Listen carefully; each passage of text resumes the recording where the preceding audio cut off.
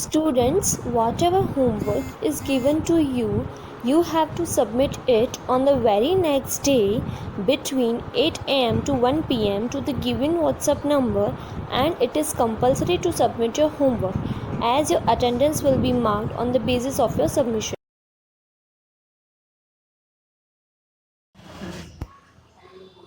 Hello, good morning students. Today we are going to study the 13th chapter of 10th standard social science, manufacturing industry. Dear students, as we know, in the present time, the development of any nation, it depends on the development of industry. Without industry, we cannot make progress and we cannot change, we cannot make our economy higher. So it is important for us to make the industry well developed and make our nations developed nations. Now, before starting the lessons, what is industry? It is necessary for us to know what is industry.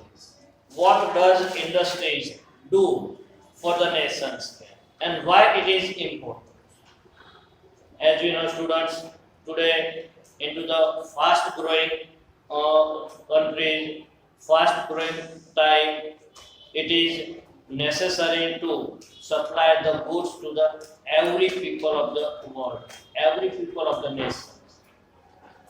Populations day by day increasing, and that is why it is depend on the nations to provide all kind of material goods to the people, and industry it done very well.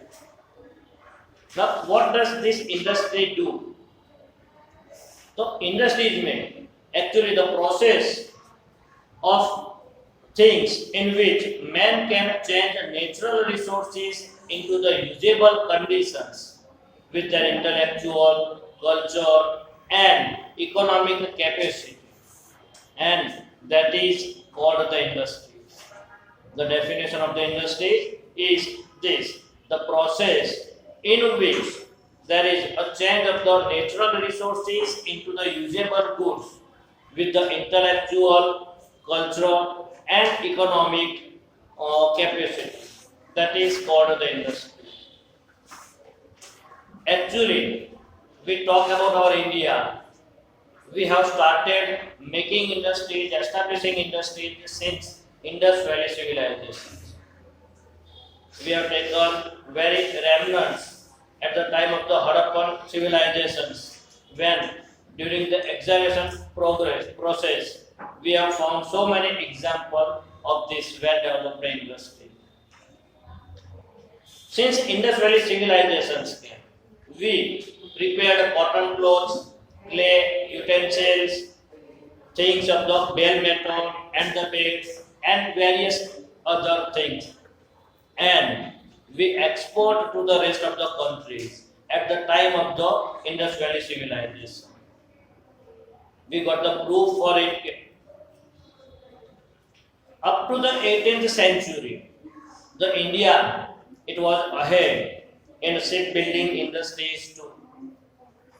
India was also ahead in the handicraft and the cottage industries, and thus there were heavy demand of Indian goods, Indian cotton clothes, muslin clothes, metal, utensil, ornament, etc. into the world. But as we know, during the 18th century and later on, the Britishers they came to India and make us slave. Meanwhile, at that time, there was industrial revolution started in England, and due to that industrial revolution, there was huge demand of raw material in England. As we are the slaves of the Britishers, most of our raw material that was sent to the Britishers England, they made it furnished the goods, and then they resent to India at a higher price. This industrial revolution in England that broke our Indian cottage market. All of our raw material that was sent to the Britishers, England, they made it furnish the goods and then resent it to our India. And thus our industrial market that is collapsed. Now this is our historical. Now what is at the present time? That is the importance of the industries at the present time.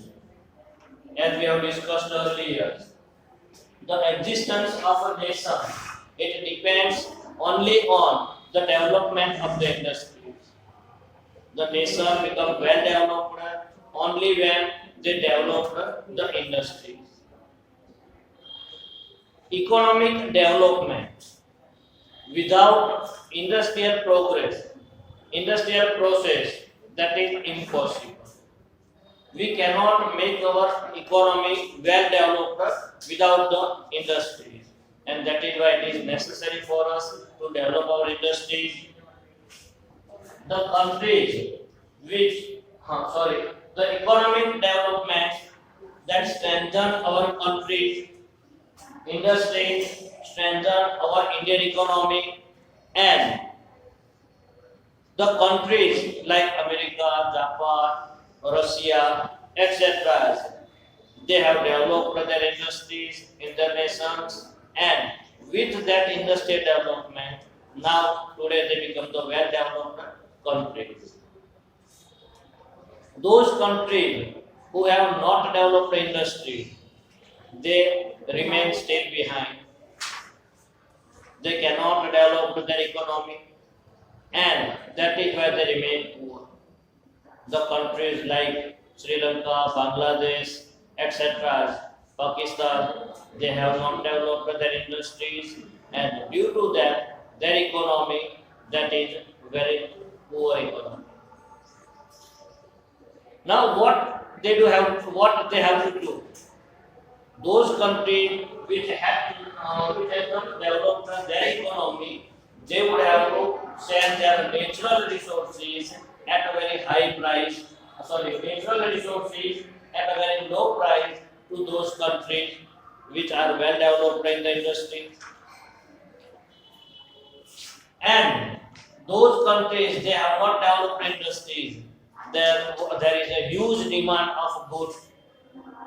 Without industries, they cannot make goods in their countries, and that is why they would have to purchase those goods at a higher price from those countries which take away their raw material at a very low price.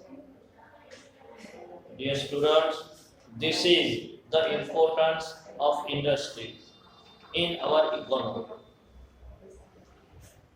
Britishers, as we have discussed, that the Britishers, the administrative policy of the Britishers, that broke the backbone of our industrial culture, our Indian industrial structure.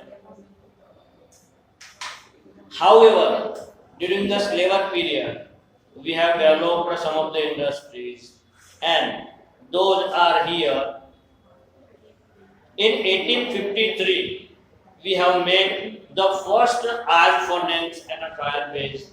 1853, we have made the first iron furnace on charcoal base, but it is failed due to some reason.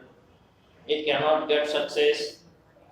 The next year, in 1854, we have made the first successful attempt at a cotton industry. We have made the cotton industry in 1854. Then after the next year, 1855, we made jute mill that was established at Risra near Kolkata. Then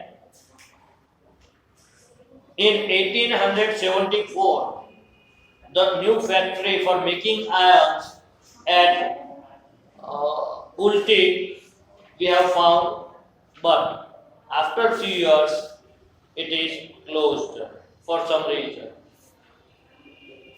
In 1881, we have restarted those industries. And in 1907, we have made the new Tata Iron and Steel companies at Jamshedpur with a new dimensions. And today, even today, that industries that provide a good contribution for our Indian economy. Dear students, this is the discussion of importance of our industries.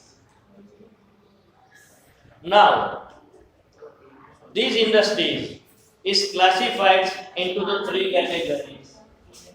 The first one, the classification of the industries on the basis of human labor, the classification of industries on the basis of ownership, and on the basis of raw material, source of raw material. This is the second important question. It would be asked at the time of exam. Now, here we look at the classifications of industries on the basis of human labor. The industries which use humans as a labor that falls into this category. It is divided into the two categories. The first one, then it falls into the small scale industry, and second one, the large scale industry. The factory, the industry which contains small, less employment that falls into this small scale category, human labor and small scale categories. The industry which generate less employment and there are less employment to work at them. The industry which generate more employment, it falls on the large scale industry. There are many number of the labor working in the industries, and that is why more employment that is provided there. The second one, on the basis of ownership. It is divided into the three categories. The first one, that is the private category, second one the public, and the third one cooperative. Now in the private sections, the ownership of the industry or the industry which is owned by a person or a family or a group of family that falls into these categories. One person or one family, they can decide, they can take the decision of the industry. Second one, the public factors, public categories, the ownership. Industry which is owned by the government that falls into this category, public industry. In this industry, all the decision that is taken by the government, whether it is state government or it is central government. Third one, cooperative basis. The industries on the cooperative basis. In this kind of the industries, there is the ownership of both the participation, private as well as the public. The central government also participates, and the public private persons, they also included in it.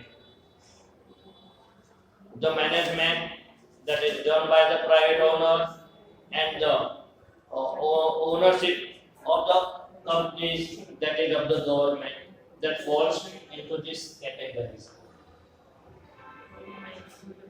Third one, that is the source of raw materials. In these categories, it is divided into the two, agro-based industries and mineral-based industries. Now, what is this in agro-based industry? So, the industry which use raw material from the agriculture and converting those agro products into the usable goods that falls into the agro-based industry.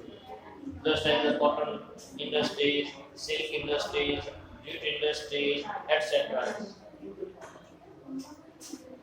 The industry which use the mineral for making the goods that falls into this category, and in this categories there are the cement industry, iron industries, paper industry, sugar industry, synthetic, etc. Chemical industry, plastic industry, various transport industries, all these industries that falls into this category. So dear students, today in this session we have studied the two topics, the importance of the industries in making our role, making our nation well developed, and second one, the classification of industry.